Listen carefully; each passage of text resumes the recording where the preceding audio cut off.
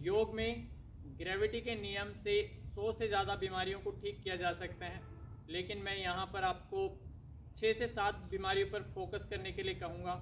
यदि आपको ये बीमारियाँ हैं तो ये ग्रेविटी का नियम आप लागू करें अपने जीवन में, और इसके द्वारा आप अपने जीवन को स्वस्थ कर सकते हैं।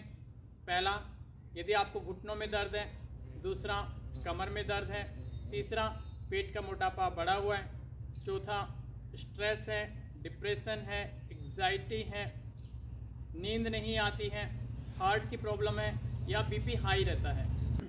इन 6 से 7 बीमारियों में आपको कोई भी प्रॉब्लम है तो जो मैं प्रैक्टिस बताने जा रहा हूँ योग की, उसको अप्लाई करें। अपने घुटनों के दर्द को ठीक कर सकते हैं, आप बैक पेन को ठीक कर सकते हैं, बढ़े हुए पेट को अंदर कर सकते हैं, स्ट्रेस है, डिप्रेशन है, एंग्जाइटी है, नींद की प्रॉब्लम है या फिर आपको हार्ट की प्रॉब्लम है। इन 6 से 7 बीमारियों में आपको कोई भी प्रॉब्लम है तो इस प्रैक्टिस को आप अप्लाई करें 1 महीने तक। 1 महीने अप्लाई करें और उसका जो रिजल्ट आप महसूस करें, प्लीज़ कमेंट में ज़रूर शेयर करें ताकि और लोगों को इससे फ़ायदा मिल सके। इसको जानने से पहले हम, भगवान श्री कृष्णा ने भी भगवत गीता में कहा है, समत्वम योग उच्यते। समत्वम का नाम योग है, बैलेंस का नाम योग है। जहाँ बैलेंस होगा वहाँ योग होगा।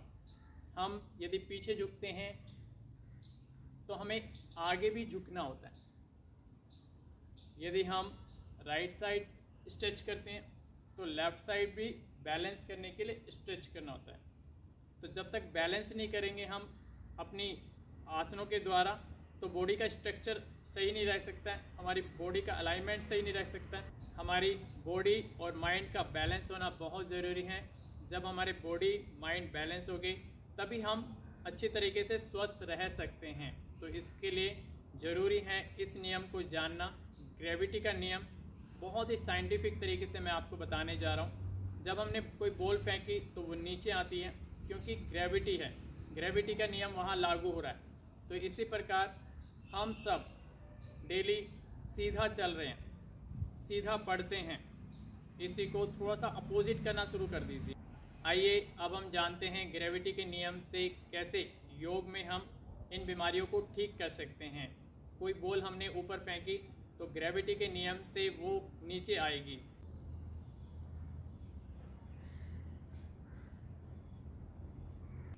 ग्रेविटी का जो पहला नियम हम जानेंगे वो घुटनों के दर्द के लिए, कमर दर्द के लिए और बढ़े हुए पेट के मोटापे के लिए जानेंगे। जब हम बैक वॉकिंग करते हैं तो हमारा पेट अंदर की ओर स्ट्रेच होता है, पीछे की ओर, जिससे पेट का मोटापा कम होना शुरू हो जाता है। तो उसी प्रकार जब हम पीछे की ओर बैक वॉकिंग कर रहे होते हैं तो स्पाइन को हमारी रिलैक्सेशन मिलता है। जब रिलैक्सेशन मिलेगा तो स्पाइन हेल्दी होगी। जब हम बैक वॉकिंग करते हैं तो घुटनों पर प्रेशर कम पड़ता है तो घुटने स्वस्थ होंगे। तो जिस प्रकार से हम डेली सीधा चलते हैं तो उसी प्रकार से आप थोड़ा थोड़ा करके 5-5 मिनट बैक वॉकिंग भी करना शुरू करें डेली, सुबह शाम। तो उससे आपके घुटने, कमर और पेट का मोटापा कम होगा। इस प्रैक्टिस को हम योग की क्लास में अपने सभी साधकों से करवाते हैं और अच्छा रिजल्ट इसका आ रहा है। अब हम ग्रेविटी के दूसरे नियम से हम सीखेंगे स्ट्रेस को, डिप्रेशन को, एंग्जाइटी को, अनिद्रा को या हार्ट की प्रॉब्लम को कैसे ठीक कर सकते हैं। जैसे हम सीधी गिनती गिनते हैं, सीधा पढ़ते हैं, तो उसी में आप अपोजिट करना शुरू कर दीजिए। जैसे 1 to आप 100 काउंटिंग करते हैं तो 100 to 1 काउंटिंग करना शुरू कर दीजिए। A to Z पढ़ते हैं तो Z to A, सारे गामा पा धा नी सा, सा ने धा गामा पा रे सा।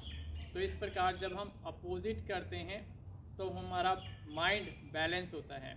हमारे 2 माइंड्स हैं, लेफ़्ट एंड राइट। हम जब सीधा पढ़ते हैं तो राइट माइंड ज़्यादा काम करता है और लेफ़्ट छूट जाता है। लेकिन जब हम अपोजिट काउंटिंग करते हैं, Z to A करते हैं, सा नी धा गामा पा रे सा करते हैं, तो उससे हमारा लेफ़्ट माइंड भी एक्टिव होना शुरू हो जाता है। तो दोनों बैलेंस होंगे। जैसे मैंने बताया, एक तो बॉडी का बैलेंस होना ज़रूरी है और दूसरा माइंड का बैलेंस होना ज़रूरी है। तो बॉडी के बैलेंस के लिए हमने बैक वॉकिंग सीखी, जिससे बॉडी का बैलेंस अच्छा होगा। अब हम अपने माइंड को बैलेंस करना सीख रहे हैं कि कैसे माइंड को बैलेंस किया जा सकता है।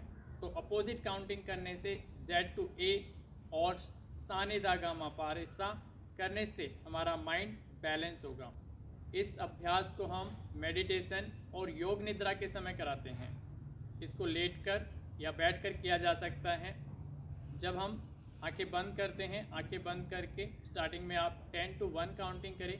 इमेजिन करते हुए करना है 10, 9, 8, 7, 6, 5, 4, 3, 2, 1। इसी प्रकार से Z to A सा नि धा गा मा पा रे सा विजुलाइज करके करेंगे, इमेजिन करके करेंगे तो मन कॉन्सेंट्रेट होगा।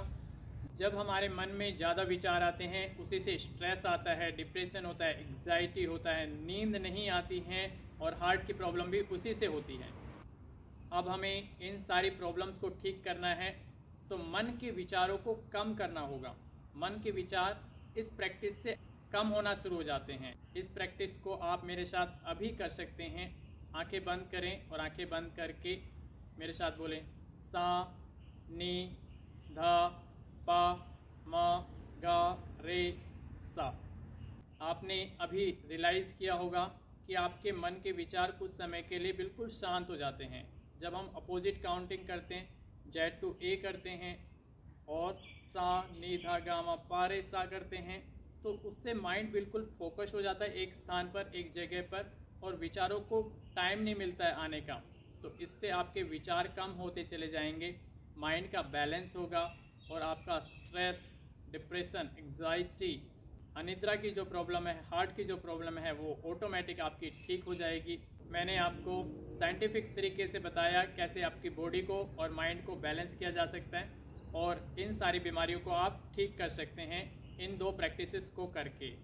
तो ये प्रैक्टिस करें, अपने स्वास्थ्य को अच्छा करें और इस वीडियो को शेयर भी ज़्यादा से ज़्यादा करें ताकि जिनके घुटनों का ऑपरेशन होना है वो बच सकते हैं, बैक पेन है उनको रिलीफ मिल सकता है, बढ़ा हुआ पेट है तो कम हो सकता है, स्ट्रेस है, एग्जाइटी है, ये सारी प्रॉब्लम्स ठीक हो सकती हैं इस वीडियो के माध्यम से, इस ग्रेविटी के नियम से।